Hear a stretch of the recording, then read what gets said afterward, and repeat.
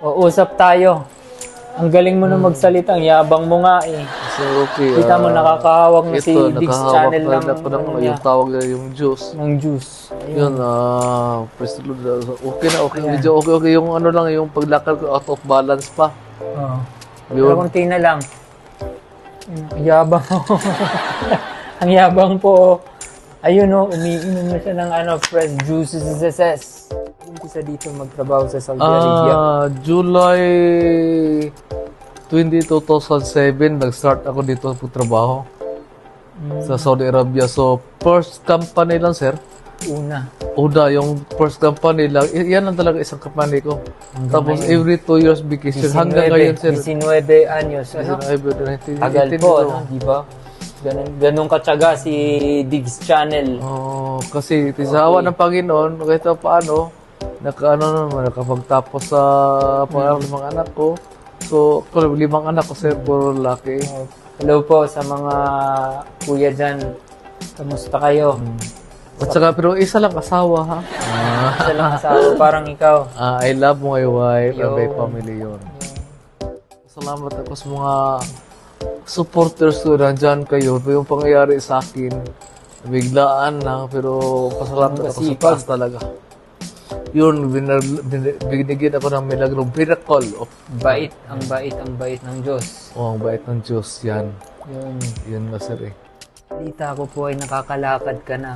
Mga ilang hakbang na po yung nailalakad mo. Sobra na, sir, 30, sir. Ayun. Pabalik-balik, labas-pasok dito sa ward, labas-pasok with assistance sa doktor therapy ko. Ayun. Sabi ng doktor therapy ko, tuloy lang. Ituloy-tuloy lang. Tapos bawal magtayo ka na mag-isa. Kailangan may assistance ka o may kasama ka na mag-assist sa'yo. Kasi hindi pa ako walansing, pero at least nakakalakad na ako, dahan-dahan, labas-pasok dito. Tapos yung may nakatayo ako, tapos isang paa, yung kung okay ba. Kakiyat ba yung paa ko, okay naman. Yung dalawang bis, siya. Yan, palakad-lakad, gano'n. Tapos pinaupo, pinatayo. Sa tagal mo dito magtrabaho sa Saudi Arabia ko is, ano yung nagbibigay inspirasyon sa iyo?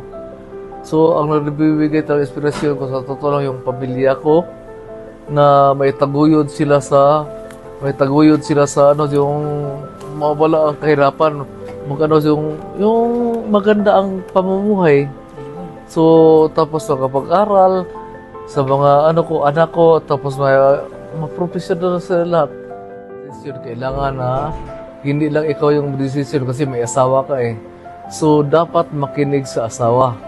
Hindi lang yung isa lang yung decision mo, ikaw lang yung ako bibili ako na lang. Hindi.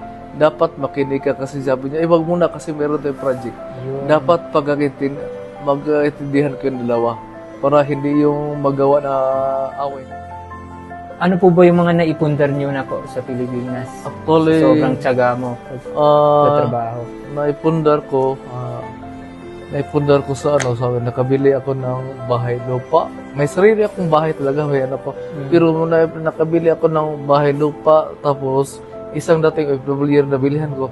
Ngayon, nag-renovate ako, mayroon akong parang semi-apartment na ganyan.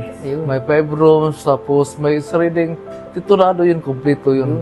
At saka pangalawa, nakabili ako ng brand new na Mitsubishi Adventure.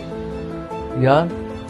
Tapos yung sa mga anak ko, nakapagtapos ako sa mga anak ko kolehiyo.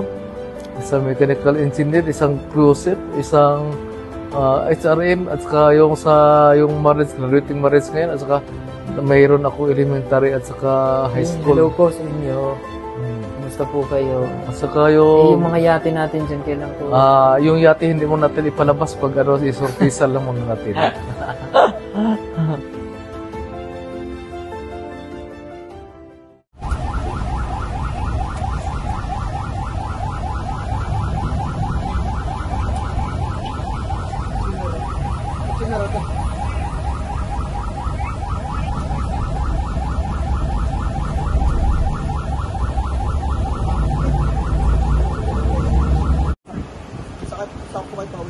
Cebu.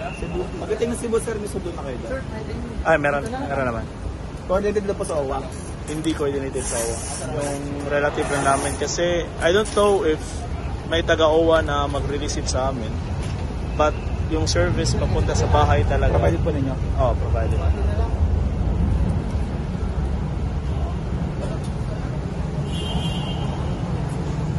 Pero meron namang wheelchair doon po. Kahit pagdating na, kahit lang papuntang sa car Pwede ko park. pwede ko pong i-coordinate sa OWA natin sa Cebu Airport. Meron Pwede po tayong naman. OWA representative doon. Sige po. Please, Para pagdating may at least may wheelchair po. Papunta at least sa sasakyan. Fairfax po. Sige. Thank you po.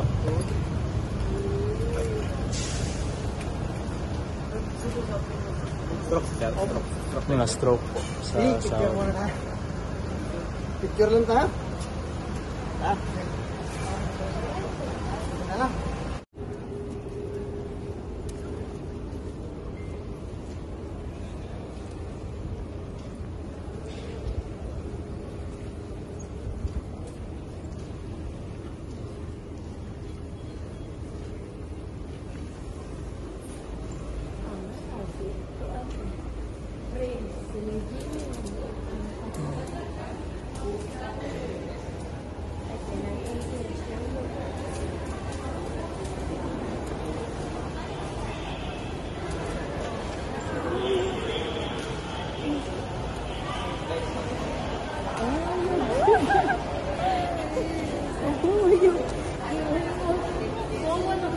i-post mo rin yun. Bawal